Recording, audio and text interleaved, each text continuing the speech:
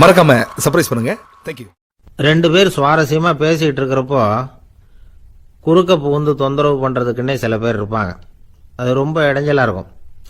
இதே மாதிரி மின்காந்தம் கூட குறுக்க புகுந்து தொந்தரவு பண்ணும். கடைசியில் அது ஒரு பெரிய இடைஞ்சல கொண்டாந்து விட்டுரும்.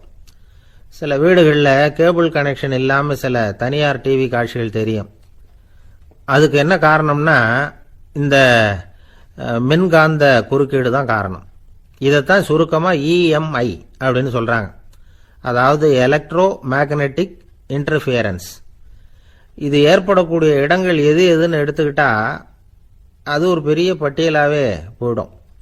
இந்த இஎம்ஐ தொந்தரவு கேபிள் டிவியில் மட்டும்தான் இல்லை, ராக்கெட் ஏவுதளத்தில் உள்ள ரேடார்கள், அங்கே உள்ள சில சக்தி வாய்ந்த தொலைத்தொடர்பு சாதனங்கள், விமான தளங்களில் உள்ள ரேடார்கள், கப்பல் தளங்களில் பொருத்தப்பட்டிருக்கக்கூடிய சக்தி வாய்ந்த ஆண்டனாக்கள், இப்படி நிறைய சொல்லலாம். காவல் நிலையங்களில் பயன்படுத்தப்படுகிற வயர்லெஸ் தொடர்பு சாதனங்கள் கூட ஓரளவுக்கு இந்த மின்காந்த அலைகளை வெளியிடும். நம்ம வீட்டில் உட்காந்துக்கிட்டு ரேடியோ கேட்டுக்கிட்டு இருப்போம் அல்லது டிவி பார்த்துக்கிட்டு இருப்போம்.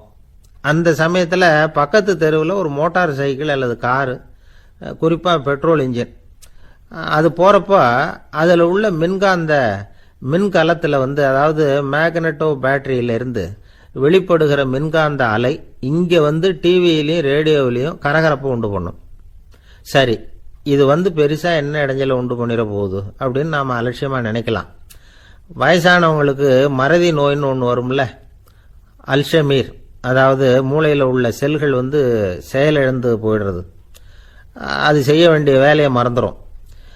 மனைவியே எதிரில் நின்னா கூட உன்னை எங்கேயோ பார்த்தது மாதிரி தெரியுதே அப்படின்னு சொல்லிட்டு இருப்பாங்க. அப்படி ஒரு மறதி. இந்த விசித்திரமான நோய்க்கு இதுவரைக்கும் மருந்தே இல்லைன்னு வேற சொல்றாங்க. இந்த மைக்ரோ ஓவன் அப்படின்னு சொல்லக்கூடிய சமையல் அடுப்புகள் கூட மின்காந்த அலைகளை வெளியிடுது. சமயத்தில் சில தொழிற்சாலைகளில் கூட பெரிய விபத்துக்களை இந்த இஎம்ஐ உண்டு பண்ணிவிடும். இதை பற்றி தீவிரமாக சிந்திக்க ஆரம்பித்ததே ஒரு விபத்துக்கு பிறகுதான். அமெரிக்காவுக்கும் வியட்நாமுக்கும் இடையில போர் நடந்ததே, அந்த சமயம் அமெரிக்காவுக்கு சொந்தமான விமானம் தாங்கி கப்பல் ஒன்று வியட்நாமை தாக்கிறதுக்கு தயாராக ஏவுகணைகளோட கடலில் நிறுத்தி வைக்கப்பட்டிருந்தது. தற்செயலாக அந்த பகுதியில் கப்பல் தொலைத்தொடர்பு பகுதிக்கு அருகில் ஊடுருவிய இந்த சக்தி வாய்ந்த ரேடியோ அலைகள் ஏவுகணையில் இருந்த மின்னணு சர்க்கியூட்டை பூர்த்தி செஞ்சு வச்சுட்டுது. அவ்வளவுதான், ஏவுகணை அங்கேயே வெடித்து செதறி போச்சு. 130 பேர் அந்த இடத்துலயே உடல் கருகி செத்து போட்டாங்க. ஏகப்பட்ட பொருள்கள் நாசம். இந்த விபத்துக்கான காரணம் என்னங்கிறத உடனடியாக யாராலையும் கண்டுபிடிக்க முடியல. ரொம்பவும் கடுமையாக முயற்சி பண்ணி கடைசியாக கண்டுபிடிச்சாங்க, இது இந்த இஎம்ஐ வேலை தான் அப்படின்னு. மின்னணு தொலைபேசிகள் இருக்க, இதில் பேசும்பொழுது நம்ம காதை அதாவது செவியை ஊடுருவக்கூடிய மின்காந்த அலையானது மூளைக்கு போய் அங்கே மூளை கட்டிகளை உருவாக்க ஊக்கம் கொடுக்குது அப்படின்னு வேற கண்டுபிடிச்சிருக்கிறாங்க. இந்த இஎம்ஐ ரொம்ப குறைஞ்ச மின்காந்த அழுத்தத்தில் நமக்கு எந்த பாதிப்பையும் ஏற்படுத்துறதில்லை. மின்காந்த அலைகள் அழுத்தத்தோடு இருக்கிற இடங்களில் ரொம்ப நேரம் இருந்தோம்னா நம்ம உடம்பின் வெப்பநிலை 2 டிகிரி செல்சியஸ் வரைக்கும் அதிகரிக்குதாம். அதனால் வெப்பநிலையை சீராக்கிறதுக்கு இதய துடிப்பும் அதிகரிக்குது. இப்படிலாம் கண்டுபிடிச்சிருக்கிறாங்க. இப்பெல்லாம் இந்த மின்காந்த குறுக்கீடுகளை தடுக்கிறது எப்படி அப்படின்னு விஞ்ஞானிகள் யோசனை செய்ய ஆரம்பிச்சிருக்கிறாங்க. இந்த விஷயத்தில் அலட்சியமாக இருந்தோம்னா எதிர்காலத்தில் நிறைய பேருக்கு இந்த ஞாபக மறதி நோய் வந்துடும். அப்புறம் அது ரொம்ப கஷ்டமாக போயிடும். ஒரு குடும்ப தலைவர் தன் மனைவியை பார்த்து, யார் நீ, உன்னை எங்கேயோ பார்த்தது மாதிரி இருக்குதே அப்படின்னு சொல்லிக்கிட்டு இருந்தார். உடனடியாக அவரை போய் பார்த்தேன். வாங்க டாக்டர்கிட்ட போகலாம் அப்படின்னு. அவர் என்னை தனியாக அழைச்சிட்டு போய் காதோட காதாக மெதுவாக சொல்கிறார், இதை பார்ப்பா, என் கையில் பணம் இல்லாத போகலாம், அப்படி மறதி நோய் வந்துட்டது மாதிரி நடிச்சுக்கிட்டு இருப்பேன், அவ்வளவுதான், அதை நீ கண்டுக்காத அப்படின்னார். ஒருத்தர் வேகமாக நடந்து போகிறார். கடத்தெருவில் ஒரு ஸ்வீட்டு கடையை பார்க்குறார். உடனே சடன் பிரேக் போட்டது மாதிரி நிற்கிறார். ஒரு ஸ்வீட் வாங்கி சாப்பிடலாமேன்னு மனசு சொல்லுது. டாக்டர் வேணாம்னு சொல்லியிருக்கிறார், உடம்புக்கு ஒத்துக்காது, அதனால் அது வேணாம்னு சொல்லுது அறிவு. இவர் மனசு சொல்கிறத கேட்கல, அறிவு சொல்கிறபடி கேட்குறார். அதனால் மறுபடியும் வேகமாக அங்கேருந்து நடந்து போயிடுறார். அவர் நல்ல மனுஷன். மனுஷனுக்கு அறிவும் இருக்குது, உணர்ச்சியும் இருக்குது. எதுக்கு எடுத்தாலும் உணர்ச்சி வசப்பட்டுக்கிட்டு இருக்கக்கூடாது, அறிவு வசத்தில் நாம் இருக்கணும். அப்போ தான் நாம் நல்லபடியாக வாழ முடியும். இல்லைன்னா அவஸ்தை தான். மகாபாரதத்துல சந்தனுன்னு சொல்லி ஒரு அரசன் வர்றான். அவன் ஒரு சமயம் அறிவு வசப்படாம உணர்ச்சி வசப்படுறான். அதாவது ஒரு நாள் கங்கை கரையில ஒரு அழகான பொண்ணை பார்க்கறான். இவனுடைய மனசு அவகிட்ட போயிடுது. அவளை கல்யாணம் பண்ணிக்கிறதுக்கு ஆசைப்படுறான். அந்த பொண்ணு சரின்னு சம்மதிக்கிறா. ஆனா ஒரு நிபந்தனை போடுறா.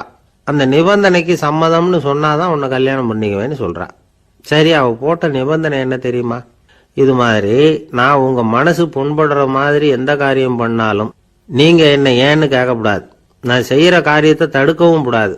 அப்படி நீங்க செஞ்சா அடுத்த கணமே நான் உங்களை பிரிஞ்சு போயிடுவேன். இதுதான் அந்த பொண்ணு போட்ட நிபந்தனை. சந்தன அரசன் இந்த நிபந்தனையை ஒத்துக்கலாமா? இதை அறிவுபூர்வமா யோசிச்சிருந்தா இதுக்கு கட்டுப்பட்டுருக்க மாட்டான். இந்த நிபந்தனைக்கு நான் சம்மதிக்க மாட்டேன்னு தான் சொல்லியிருக்கணும். ஆனா அவன் அந்த நேரத்துல உணர்ச்சி வசத்துல இருந்தான். அதனால நீ என்ன சொன்னாலும் சரின்னு ஒத்துக்கிட்டான். அவளை கல்யாணம் பண்ணிக்கிட்டான். இதனால என்ன ஆச்சு? 7 பச்சை இளம் குழந்தைகளை பிறந்த உடனே அவ கங்கையில தூக்கி எறிஞ்சி கொல்லக்கூடிய கோர காட்சியை இவன் ஒண்ணு பின்னாடி ஒன்னா பார்க்க வேண்டியதா போச்சு. கடைசியில 8வது குழந்தை பிறந்ததுன்னு தான் அவனுடைய அறிவு மேலோங்குது. அந்த கொடிய செயலை தடுத்து நிறுத்துறான். அந்த 8வது குழந்தை தான் பின்னாடி பீஷ்மர் ஆகிறார். ஒரு பக்தி பிரசங்கத்துல ஒரு பேச்சாளர் இந்த விஷயத்தை சொல்லிவிட்டு இன்னொரு விஷயமும் சொன்னார். அது என்னன்னா, சந்தனு மன்னன் அறிவுக்கும் உணர்ச்சிக்கும் நடுவில் அகப்பட்டு தவிச்சதுனால அவன் வம்சத்துல வந்த கௌரவர்கள் உணர்ச்சி வசப்பட்டாங்க, பாண்டவர்கள் அறிவு வசப்பட்டாங்க அப்படின்னு சொன்னார். மனுஷனுக்கு உணர்ச்சியை விட அறிவு மேலோங்கி இருக்கணுங்கிறது சரிதான். ஆனால் அந்த அறிவை எப்படி உபயோகப்படுத்துறோங்கிறது முக்கியம். ஒருத்தர் சொன்னார், சார் இன்னைக்கு கோயம்புத்தூர்ல ஒரு கல்யாணம், அதுக்கு நான் போக முடியலேன்னு நினைக்கும் பொழுது மனசுக்கு ரொம்ப வருத்தமா இருக்குது சார் அப்படின்னார். ரொம்ப உணர்ச்சி வசப்பட்டார். அதுக்காக கவலைப்படாதீங்க சார், ஒரு வாழ்த்து தந்தி கொடுத்துருங்களேன் அப்படின்னார் இன்னொருத்தர். அது எப்படி சார் முடியும்னார் அவரு. நான் தானே சார் கல்யாண மாப்பிள்ளை அப்படிங்கிறார் அந்த ஆள். ஒரு ஆளை அடையாளம் கண்டுபிடிக்கணும்னா அதுக்கு சுலபமான வழி என்ன? முகத்தை பார்த்து கண்டுபிடிக்கிறது தான். ஆனா மனுஷன் தப்பு பண்ண ஆரம்பிக்கும் பொழுது அவனை கண்டுபிடிக்கிறதுக்கு வேற வழிகளை தான் கையாள வேண்டியிருக்கு. கைரேகை அதுக்கு ரொம்ப உபயோகப்படுது. கைரேகைகள் ஒருத்தருக்கு இருக்கிறது மாதிரி இன்னொருத்தருக்கு இருக்கிறது இல்லை. பல் வரிசையும் அப்படிதான். ஏமாத்துறவங்க அதிகமா போனா இருக்கிறவங்க எச்சரிக்கையா இருக்க வேண்டியிருக்குது. பயோமெட்ரிக்ஸ் அப்படிங்கிறது ஒரு பெரிய தொழில்நுட்பம். இதை உபயோகப்படுத்தி சில பாதுகாப்பு உத்திகளை எல்லாம் உருவாக்கி இருக்கிறாங்க அமெரிக்காவில். வீட்டுக்கு சொந்தக்காரர் குரல் கொடுத்தா கதவு திறக்கும், அல்லது அவர் கை வச்சா கதவு திறக்கும். மற்றவங்க யாரு என்ன பண்ணாலும் கதவு திறக்காது. இது ஒரு முறை. அவரோட குரல் அல்லது கைரேகை ஒரு எலக்ட்ரானிக் சாதனத்துல ஏற்கனவே பதிவு பண்ணப்பட்டிருக்கும். இவர் குரல் கொடுக்கறப்போ அல்லது கையை வைக்கிறப்போ அதை ஒப்பிட்டு பார்த்து சரியா இருந்தா கதவு திறக்கிறது மாதிரி ஒரு ஏற்பாடு. இதே மாதிரி ஒருத்தரோட விழித்திரையில உள்ள இரத்த குழாய் அமைப்பு பாருங்க, அது கூட ஒருத்தருக்கு இருக்கிறது மாதிரி இன்னொருத்தருக்கு இருக்கிறது இல்லை. அதனால அதை வச்சு அடையாளம் கண்டுபிடிக்கக்கூடிய சாதனங்களும் இப்போ பழக்கத்துக்கு வந்தாச்சு. கைரேகையை ஒப்பிடுற சாதனத்தை விட விழித்திரை இரத்த குழாய் அமைப்பை அடையாளம் காணுற சாதனம் இருக்கு பாருங்க, இது ரொம்ப நுட்பமானது. இது நம்ப தகுந்தது. ஒரு ஆளை அடையாளம் கண்டுபிடிக்கிறதுக்கு இது எடுத்துக்கிற நேரம் 1 வினாடி தான். ஒரு கருவி இருக்கும், அதுல உள்ள ஒரு சிறு துளையில கண்ணை வச்சு பார்க்கணும். உடனே இந்த சாதனம் குறைந்த சக்தி உள்ள இந்த அக சிவப்பு ஒளியை பாய்ச்சி அவரது விழித்திரையின் இரத்த குழாயை ஆராய்ச்சி பண்ணி ஏற்கனவே அதோட நினைவு பெட்டகத்துல பதிவு பண்ணி வச்சிருக்கிறோமே அந்த அமைப்புகளோட இதை ஒப்பிட்டு பார்த்து சரியான ஆள் தானா இல்லையா அப்படின்னு அடையாளம் காட்டிவிடும். குரலை வச்சு அடையாளம் கண்டுபிடிக்கிறதும் இந்த பயோமெட்ரிக்ஸ் முறைகள்ல ஒண்ணு. ஒரு நபரோட குரல்ல டிஜிட்டல் குறியீடுகளை மாத்தி பதிவு பண்ணிக்கிட்டு மீண்டும் அதே குரலை இனம் காணக்கூடிய சாதனங்கள் ஏற்கனவே அமெரிக்காவில எல்லாம் விற்பனைக்கு வந்தாச்சு. ஒரு ஆளுக்கு ஜலதோஷம் பிடிச்சிருந்தா கூட அந்த சாதனம் சரியாவே கண்டுபிடிச்சிருமா. குரலை மாத்தி பேசுறவங்க கூட இந்த கருவியை ஏமாற்ற முடியாது. இதை ஆஸ்பத்திரிகள், வங்கிகள்ல உள்ள இரும்பு பெட்டக காப்பறைகள் இங்கெல்லாம் உபயோகப்படுத்தலாம். குழந்தைகள் உள்ள இடங்களுக்கு இது ரொம்ப உபயோகப்படும். கதவு பூட்டிக்கிட்டுதுன்னு வச்சுக்கோங்க, கதவை திறக்கிறதுக்கு சாவி உபயோகப்படுத்த தெரியாத குழந்தைகள் குரல் எழுப்பிய கதவை திறந்துட முடியும். எதிர்காலத்தில் இந்த பயோமெட்ரிக்ஸ் முறை இன்னும் பல ஆச்சரியங்களை ஏற்படுத்தும் அப்படின்னு எதிர்பார்க்கறாங்க. ஸ்டியரிங்கை தொட்டதுமே காரு ஸ்டார்ட் ஆயிடும், சாவி வேண்டியதில்லை. காரு சொந்தக்காரரை தொட்டாதான் ஸ்டார்ட் ஆகும், வேற யாராவது தொட்டா ஸ்டார்ட் ஆகாது. ஒரு மனுஷனோட நடை, அவர் டைப்ரைட்டரை தொடுகிற விதம், இதையெல்லாம் வச்சு கூட ஆளை அடையாளம் காணக்கூடிய தொழில்நுட்பம் வரலாம். என்னதான் தொழில்நுட்பம் வளரட்டும், குடும்பத்துக்குள்ள நடக்கிற திருட்டுகளை கண்டுபிடிக்கிறது ரொம்ப கஷ்டம். ஒரு வீட்டில் பெட்டியில் இருந்த பணம் காணாமல் போச்சு. வீட்டுக்காரரோ அல்லது பையனோ தான் எடுத்திருக்கணும். பெட்டியை திறந்து பார்த்தா அந்த வீட்டுக்காரம்மா இதிலிருந்து பணத்தை எடுத்தது நிச்சயமாக என் வீட்டுக்காரர் தான் அப்படின்னு சொல்ல முடியல அவங்களால. யோசிச்சாங்க. என்னம்மா இப்படி யோசிக்கிறீங்களேன்னு கேட்டிருக்காங்க. நிச்சயமாக இந்த பணத்தை எடுத்தது என் வீட்டுக்காரர் இல்லை அப்படின்னு உறுதியாக சொல்லிவிட்டாங்க அந்த அம்மா. இது கேட்டவங்களுக்கு ரொம்ப ஆச்சரியமாக இருந்தது. அந்த வீட்டுக்காரருக்கு இது ரொம்ப பெருமையாக இருந்தது. அது எப்படி அவ்வளவு கரெக்டாக சொல்கிறீங்க அப்படின்னு கேட்டிருக்கிறாங்க. அப்போ அந்த அம்மா சொல்லிச்சான், பெட்டியில் இன்னும் கொஞ்சம் பணம் மிச்சம் இருக்குது, இவர் எடுத்திருந்தாருன்னா அப்படி மிச்சம் வச்சிருக்க மாட்டார், அதனால தான் அப்படி சொன்னேன் அப்படின்னாங்களாம். ஆந்திர நாட்டில் ஒரு அரசர் இருந்தார். அந்த அரசர்கிட்ட ஒரு அமைச்சர் இருந்தார். அந்த அமைச்சர் பேரு ராயண பாஸ்கர். அவர் ஒரு பெரிய அறிவாளி. அது மட்டும் இல்லை, மிகச்சிறந்த கொடையாளி. யார் எது கேட்டாலும் இல்லைன்னு சொல்ல மாட்டாராம். அதன் காரணமாகவே அவர்கிட்ட இருந்த செல்வம் நாளுக்கு நாள் குறைஞ்சிக்கிட்டே வந்துட்டு தான். கடைசியில் குடும்பத்துக்குன்னு எதுவும் வைக்காமலே அவர் போய் சேர்ந்துட்டார். மகனும் இறந்துட்டார். அந்த குடும்பத்தில் மிஞ்சி இருந்தது அவருடைய மருமகள், ஒரு பேரன், அவ்வளவுதான்.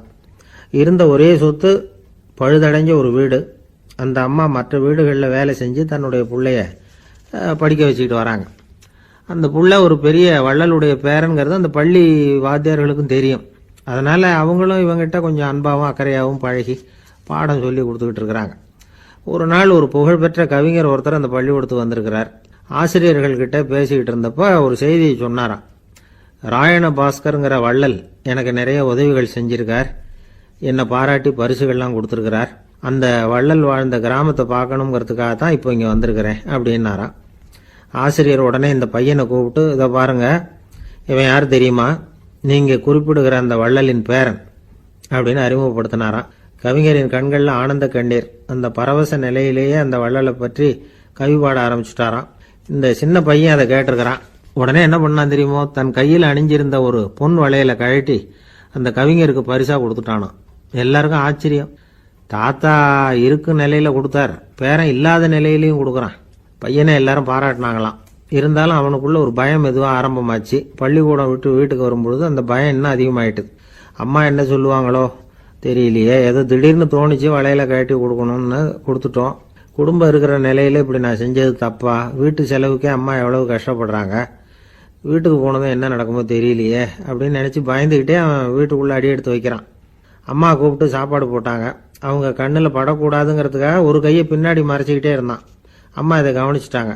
ஏய், உன் கையை ஏன் அப்படி வச்சிருக்கிற, உன் கைக்கு என்னாச்சு, ஏதாவது அடிபட்டு போச்சா அப்படின்னு கேட்டுக்கிட்டே கையை எடுத்து பார்க்குறாங்க. வளையல காணலை. வளையல் எங்கே அப்படின்னு கேட்குறாங்க. இவன் தயங்கிக்கிட்டே நடந்ததை சொல்கிறான். அதை கேட்டதும் அந்த அம்மாவோட முகம் கோபத்தால் சவுந்து போச்சான். முட்டாளே, என்ன காரியம் பண்ண அப்படின்னு கன்னத்தில் அரைஞ்சிட்டாங்களாம். அம்மா, என்னை அடிக்காத, ஏதோ தெரியாமல் தப்பு பண்ணிட்டேன் அப்படின்ட்டு இருக்கான். மகனே, வளையலை கொடுத்ததுக்காக நான் உன்னை அடிக்கலை அப்படிங்க, பின்ன எதுக்கு அடித்தேன்னு கேட்டிருக்கான். உன் பாட்டனார் ஒரு பெரிய வள்ளல், அவர் எதையும் பாதி வேலையாக செய்யறதில்ல, அவருடைய பேரை நீ அரைகுறை வேலை செஞ்சுட்டு வந்திருக்கிற அப்படின்னாங்களாம். என்னம்மா சொல்கிறேன் இருக்கான். நீ ஒரே ஒரு வளையலை மட்டும்தானே கட்டி கொடுத்துருக்குற, கொடுக்கறதா இருந்தால் ரெண்டையும் சேர்த்துல கொடுத்துருக்கணும், அதுதானே உங்கள் தாத்தாவுக்கு பெருமை அப்படின்னாங்களாம். அம்மா, தெரியாமல் செஞ்சுட்டேன், உங்ககிட்டையும் அரை வாங்கிட்டேன் அப்படி இப்படின்னு அவன் சொல்லியிருக்கிறான். இப்போ அம்மா கொஞ்சம் இருங்க, அந்த கவிஞர் இன்னைக்கு நம்ம ஊரில் தான் தங்கியிருப்பார், நாளைக்கு காலையில் தான் அவர் எங்கே இருக்காருன்னு விசாரித்து இன்னொரு வளையலையும் கொடுத்துட்றேன் அப்படின்ட்டுருக்கான். மகனே, நல்ல செயல்களையெல்லாம் நாளைக்குன்னு ஒத்தி போடாத, நாளைக்கு என்ன நடக்குங்கிறது யாருக்கு தெரியும், இப்போவே போ, எங்கே இருக்காருன்னு பாரு அப்படின்ட்டு இருக்காங்க. மகன் புறப்பட்டான். பள்ளி ஆசிரியர்கிட்ட போய் கேட்டானான் அந்த கவிஞர் எங்கே இருக்காருன்னு. அவர் சொன்னாராம். உடனே போய் அவர் இருக்கிற இடத்துல கதவை தட்டியிருக்கான். ராத்திரி நேரத்தில் இவனை கண்டதும் அவருக்கு ரொம்ப ஆச்சரியம். இவன் இன்னொரு கை வளையலையும் எடுத்து நீட்டியிருக்கான். அவர் திகைச்சு போய் நிற்கிறார். அவரால் என்ன பண்ணுறதுன்னே தெரியல, ஆனந்த கண்ணீர். இது பெரியவர்கள் கூற கேட்ட ஒரு வரலாறு. இன்னைக்கு இப்படிப்பட்டவங்களை பார்க்க முடியுமா? வறுமை வள்ளல் தன்மையை ஒன்று செய்து விடாதுங்கிறதுக்கு இது ஒரு உதாரணம்.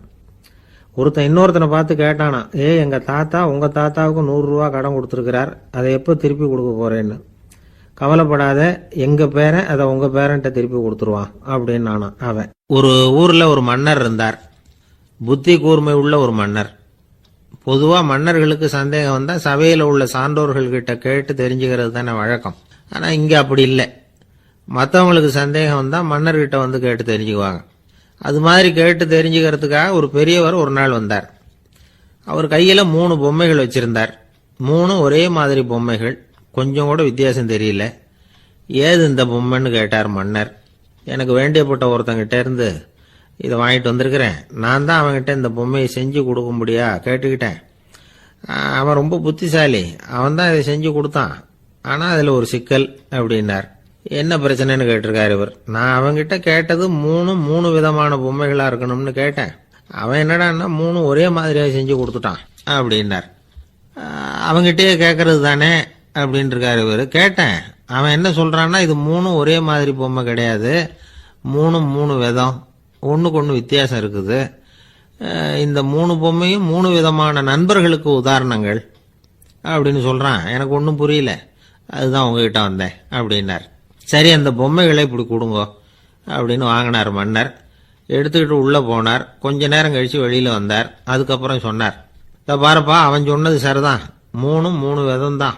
இது இருக்குதே முதல் பொம்மை, இது உத்தமமான நண்பனுக்கு உதாரணம். இந்த 2வது பொம்மை இது மத்தியமமான நண்பனுக்கு உதாரணம். அந்த 3வது பொம்மை இருக்குதே அது மோசமான நண்பனுக்கு உதாரணம். இதை செஞ்சவன் உண்மையிலேயே பெரிய அறிவாளி தான் அப்படின்னாராம். வந்தவருக்கு ஒன்றும் புரியல. பார்த்தா ஒன்றும் வித்தியாசம் தெரியலையே அப்படின்னு அவன் குழம்பி போய் நிற்கிறான். இப்போ அந்த மன்னர் விளக்கம் கொடுக்கிறார். அந்த 3 பொம்மையையும் எடுத்து முன்னாடி வச்சார். ஒரு மெல்லிய கம்பியை கையில் எடுத்தார். அந்த முதல் பொம்மை காதில் விட்டார். கொஞ்ச தூரம் உள்ள போய் அப்படியே நின்றுட்டுது அந்த கம்பி.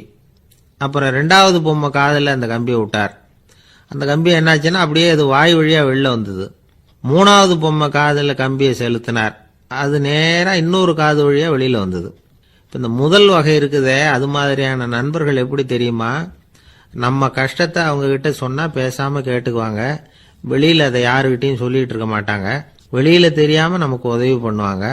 செஞ்சுட்டு அதை நான் தான் செஞ்சேன்னு சொல்லிட்டு இருக்க மாட்டாங்க. அதுதான் கம்பி ஒரு காது வழியா போய் உள்ளே நின்றுட்டுது.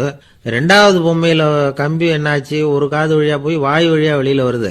இது மாதிரியான நண்பர்கள்கிட்ட நாம கஷ்டத்தை சொன்னா அதை அவங்க 4 பேர்கிட்ட போய் சொல்லி நமக்காக உதவி கேட்பாங்க.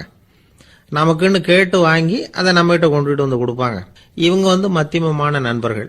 3வது பொம்மையில ஒரு காது வழியா செலுத்துற கம்பி இன்னொரு காது வழியா வெளியில வந்துருது. இது மாதிரியான நண்பர்கள் கிட்ட நம்ம கஷ்டத்தை சொன்னா அவங்க காது கொடுத்து கேட்கறது மாதிரி நடிப்பாங்க. அப்படியே இன்னொரு காது வழியா அதை வெளில விட்டுருவாங்க. அதை பத்தி கவலைப்பட மாட்டாங்க. இதுதான் இந்த பொம்மைகளுக்குள்ள இருக்கிற வித்தியாசம் அப்படின்னு விளக்கம் கொடுத்தாராம் மன்னர். படிக்கிற பிள்ளைங்கள்லயும் இது மாதிரி 3 வகை உண்டு. சில பேர் காதால வாங்கி மனசுல வச்சுக்குவான். சில பேர் காதால வாங்கி பேனாவால எழுதி விடுவான். சில பேர் ஒரு காதால வாங்கி இன்னொரு காதால வெளியில விட்டுருவான். ஒரு பையன் வகுப்புல ஆசிரியர் பாடம் நடத்தும் பொழுது தலையை வேகமா ஆட்டி ஆட்டி கேட்பானா. ஏன்டா இப்படி தலையை இப்படி ஆட்டுற அப்படின்னு கேட்டிருக்கான் பக்கத்துல இருந்தவன்.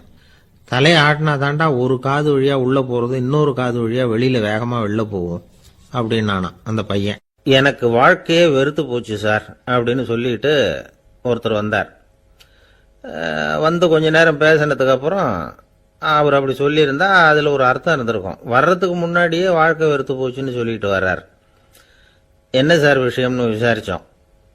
எங்க வீட்டில் தினம் 3 வேளையும் ஒரே மாதிரி சாப்பாடு சார், வித்தியாசமே கிடையாது. இப்படியே 3 மாசமா சாப்பிட்டுக்கிட்டு இருக்கிறேன். அதை விட பட்டினி கிடந்து செத்துடலாம்னு தோணுது அப்படின்னார். ஒரு பெரியவர் சொன்ன தத்துவத்தை சொல்றதுக்கு ஆள் கிடைக்காம தவிச்சுக்கிட்டு இருந்தோம். இப்போ ஒருத்தர் கிடைச்சிட்டார், விட்டுலாமா? உடனே அவரை உட்கார வச்சு சொல்ல ஆரம்பிச்சிட்டோம். அதாவது நாம அனுபவிக்கிற உணர்வுகள்ல களிப்பு, மகிழ்வு, ஆனந்தம், இது 3க்கும் ஒண்ணுக்கு ஒண்ணு வித்தியாசம் உண்டு. மேம்போக்கா பாக்கிறதுக்கு இது 3 ஒண்ணு மாதிரி தோணும். ஆனா அது அப்படி இல்லை. களிப்புங்கிறது உடம்ப பொறுத்தது, மகிழ்வுங்கிறது மனசை பொறுத்தது, ஆனந்தம்ங்கிறது ஆன்மாவை பொறுத்தது. இப்படி இந்த 3 வகையான அந்த சுவைப்புகளின் தன்மையும் வேற வேற. இப்ப முதல்ல களிப்புங்கிறத எடுத்துக்குவோம். நம்ம புலன்களுக்கு களிப்பை தரக்கூடிய பொருள்களுக்கு சில விசேஷ குணம் உண்டு. அது எப்படின்னா, சீக்கிரமே சலிப்பு உண்டு பண்ணும். ஒருத்தர் அந்த பொருளை எடுத்துக்கிட்டா அது இன்னொருத்தருக்கு குறைஞ்சிரும். உணவு, உடை, இதெல்லாம் களிப்பை தரக்கூடிய பொருள்கள். இப்போ உதாரணத்துக்கு, ஒரு சாப்பாட்டு மேசையில் ஒரு பாத்திரத்தில் 10 இட்லி இருக்கு. அதில் ஒரு 2 இட்லியை நம்ம தட்டில் எடுத்து வச்சு சாப்பிட்றோம். நாம் சாப்பிட்ட அந்த இட்லி நிச்சயமாக எதிரில் உட்காந்துருக்கிறவருக்கு இல்லை, அவருக்கு உபயோகப்படாது. நாம் சாப்பிட்ட அதே இட்லியை அவரும் சாப்பிட முடியாது, அவர் வேற தான் எடுத்து வச்சுக்கணும். அது மாதிரி நாம் ஒரு சட்டையை எடுத்து போட்டுக்கிறோம், அதே சட்டையை அதே நேரத்தில் இன்னொருத்தர் போட்டுக்க முடியாது. புலன்களுக்கு களிப்பை தரக்கூடிய இது மாதிரி பொருள்கள்லாம் முதல் தடவை நமக்கு கொடுக்கிற களிப்பை 2வது தடவையும் கொடுக்காது, 3வது தடவை இன்னும் குறையும், கடைசியில் வெறுப்பாகவும் மாறிடும். ஒவ்வொன்றா இட்லியை தொடர்ந்து சாப்பிட்றோம்னு வச்சுக்கோங்க, முதல் இட்லி தரக்கூடிய சுவையை 30வது இட்லி தராது. முதல் தடவை புது சட்டையை போட்டுக்கிறப்போ நமக்கு இருக்கிற களிப்பு அதே